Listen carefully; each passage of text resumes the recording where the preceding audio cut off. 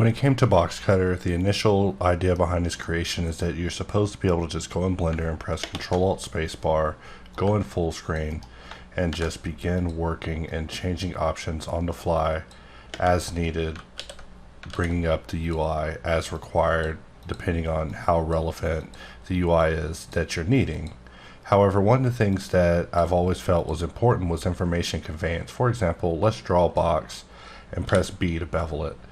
Right now, we don't know how many segments is happening. We don't know how wide this bevel is. We don't know anything about the bevel. All we see is what we get. All we know is what we see in front of us. However, thanks to HardOps, we added an information system that extends over to Boxcutter. So that means if you have HardOps installed, you're able to enable under opt-ins something called Boxcutter notifications. Once you enable it, you have an option to choose whether your display for UI is in meters or centimeters or millimeters or miles or feet. We'll change it to centimeters for this example.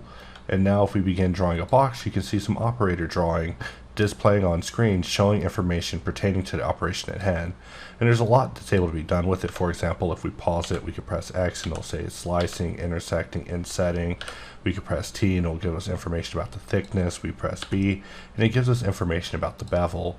So whenever it comes to using notifications, just know that if you're using HardOps, the button in the 3D view has a star icon for opt-ins, which are all sorts of options that are controversial and things that users should at least experiment with or at least be aware of when it comes to the general experience. And one of those is Boxcutter notifications.